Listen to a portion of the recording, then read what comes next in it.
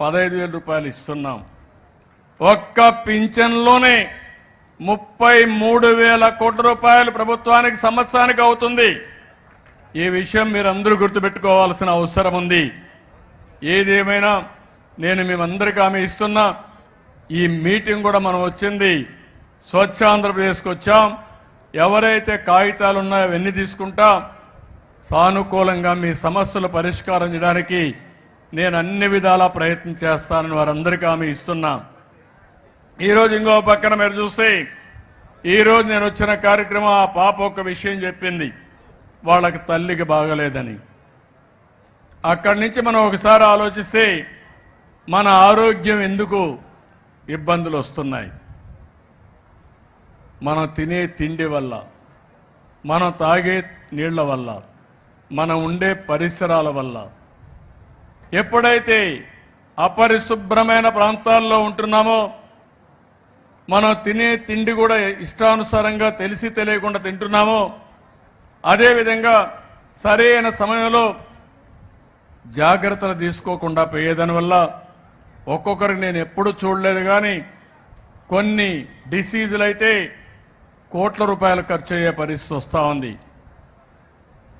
మన రాష్ట్ర బడ్జెట్ అంతా కలిసి 3 లక్షల కోట్లు, 2,60,000 కోట్లే. సమస్యలు పెద్ద పెద్ద సమస్యలు వస్తున్నాయి, కానీ వాళ్ళని చూస్తే బాధేస్తుంది. అందుకే ఈరోజు పేద మధ్యతరగతి కుటుంబాలు సర్వనాశనం అయిపోతున్నాయని అందరికీ కలిపి బడ్జెట్లో పెట్టాను. 2 లక్షల వరకు ఇన్సూరెన్స్ పెట్టి మధ్యతరగతికి కూడా ఇన్సూరెన్స్ ఇప్పించింది మొట్టమొదటిసారిగా చరిత్రలో ఫస్ట్ టైం ఇది. ఇంకొక పక్కన ఆరోగ్యశ్రీ కానీ సీఎం రిలీఫ్ కానీ కలిపి కొంతమంది అర్హులుంటే 25 లక్షల వరకు సహాయం చేయాలని ముందుకు పోతున్నామని చెప్పి కూడా నేను మీకు తెలియజేస్తున్నా. ఒక పక్క ఈ పనులు చేస్తూనే ఇక్కడ నేను వచ్చింది మీలో ఒక చైతన్యం తేవడానికి వచ్చాను. అది మీరు చూసినప్పుడు స్వర్ణాంధ్ర, స్వచ్ఛాంధ్ర 2047 ఇప్పుడే మిత్రుడు చెప్పాడు హైదరాబాద్ మీరు అభివృద్ధి చేశారని. ఇంకొక మిత్రుడు గారు మీరు 78లో ఇదే రోజున మార్చిలో మీరు ఎమ్మెల్యేగా అసెంబ్లీకి అడుగు పెట్టారని చెప్పారు.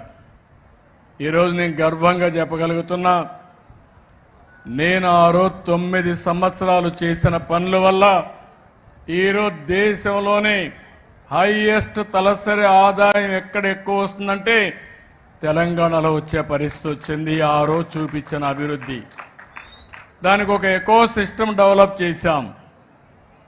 అందుకే అప్పట్లోనే విజన్ తయారు చేశాం. ఇప్పుడు కూడా నేను ఒక విజన్ తయారు చేశాను. స్వర్ణాంధ్ర 2047 ఏదో 2047కి ఎట్టుంటుందో నేను చెప్పడం కాదు. ప్రతి సంవత్సరం మీ జీవితాల్లో మార్పు వచ్చిందా లేదా, మీ తలసరి ఆదాయం పెరిగిందా లేదా అనే దానికి ఒక స్పష్టమైన విధానం తీసుకున్నా.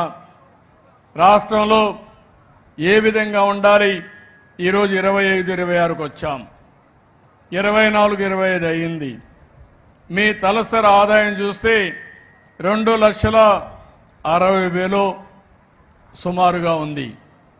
కానీ ఇంకో పక్కన చూస్తే దక్షిణ భారతదేశంలో తక్కువ తలసరి ఆదాయం వచ్చే రాష్ట్రం మనది. దీనికి కారణం 5 సంవత్సరాల్లో ఈ రాష్ట్రంలో అభివృద్ధికి నోచుకోలేదు. ఇప్పుడే మీ ఎమ్మెల్యే చెప్పాడు. కడాన తణుకులో మీరు చూస్తే ఏవైతే ఇప్పుడే నేను చూసుకుంటూ వచ్చాను, మురికి కాలువలు 5 ఏళ్ళు మట్టి తీయలేదు, బాగా మట్టి కూడా కాంక్రీట్ అయిపోయింది. మామూలుగా తీస్తే వచ్చే పరిస్థితి ఇది గట్టిపడిపోయింది.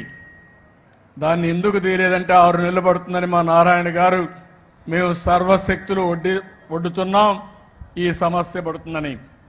ఈరోజు మీరు చూస్తే వారసత్వంగా 85 లక్షల మెట్రిక్ టన్నులు చెత్త రోడ్ల మీద పెట్టి వెళ్ళిపోయారు. అది తీయాలంటే ఇంకా ఒక 4-5 నెలలు పడుతుంది. అక్టోబర్ వరకు ఈ పని అయ్యే పరిస్థితి వస్తుంది. అందుకే నేను మిమ్మల్ని అందరినీ కోరుతున్నాను, ఈరోజు స్వచ్ఛ ఆంధ్రప్రదేశ్ కోసం మీరందరూ కూడా కంకణం కట్టుకొని పనిచేయాల్సిన అవసరం ఉంది. స్వచ్ఛత, పరిశుభ్రత, పర్యావరణ పరిరక్షణ కోసం మనందరం ఇంకొక ఉద్యమం చేయాలి. ఒక పక్క స్వర్ణాంధ్ర కోసం మనం ఉద్యమం చేస్తూనే స్వచ్ఛాంధ్ర కోసం మనం ఒక ఉద్యమాన్ని చేయాల్సిన అవసరం ఉందని చెప్పి కూడా నేను మీకు తెలియజేస్తున్నా. ఇంకో పక్కన మన హాస్పిటల్స్ కానీ, విద్యా సంస్థలు, మార్కెట్లు, రైల్వే స్టేషన్లు, పరిశుభ్రమైన భవిష్యత్తు కూడా ఇవన్నీ కూడా మనం శ్రద్ధ పెట్టాల్సిన అవసరం ఉంది. ఇప్పుడే నేను వెజిటబుల్ మార్కెట్ దగ్గరికి వెళ్ళాను. దినానికి 1 టన్ను అమ్మేసిన తర్వాత వేస్ట్ అయిన వెజిటబుల్స్ వస్తాయి. వాళ్ళది మార్కెట్ యార్డ్ నుంచి నేరుగా మున్సిపాలిటీకి ఇస్తున్నారు. వాళ్ళు ఒకసారి తీస్తారు, ఒకసారి తీయరు, రోడ్డు మీదనే పెట్టే పరిస్థితికి వచ్చారు. ఇవన్నీ కుళ్ళిపోతే ఏమవుతుంది? కుళ్ళిపోతే అన్ని రోగాలు వచ్చే పరిస్థితి వస్తుంది. పరిసరాలన్నీ ఎక్కడికక్కడ కలుషితం అయిపోయే పరిస్థితులు వస్తాయి. ఈరోజు అందుకే నేను ఒకసారి చూసిన తర్వాత మన అధికారులతో మాట్లాడి ఒక మంచి కార్యక్రమానికి శ్రీకారం చుట్టాం. అక్కడే మీరు చూస్తే వేస్ట్ టు ఎనర్జీ కింద కాంపోస్ట్ తయారు చేయడానికి ఒక టెక్నాలజీ వచ్చింది. దినానికి 1 టన్ను చెత్తంతా దాంట్లో వేస్తే కాంపోస్ట్ తయారవుతుంది. దాంట్లో నుంచి ఇంకో పక్క చూస్తే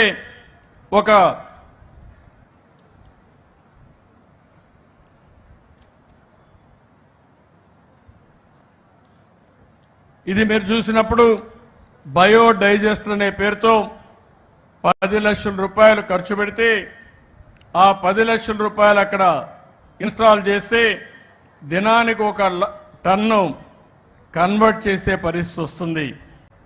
దీనికి ఇనోకులం మనకి ఒక మెటీరియల్ వేస్తే 2,000 రూపాయలు రోజుకు అవుతుంది. అంటే 25 రోజులకు 50,000 అవుతుంది. కూలి కూడా 15,000 అవుతుంది. 65,000 ఖర్చు పెట్టాలి. ఇందులో 1/3 33% ఎక్కడికక్కడ మీరు చూస్తే మనకు కాంపోస్ట్ ఎరువు వస్తుంది.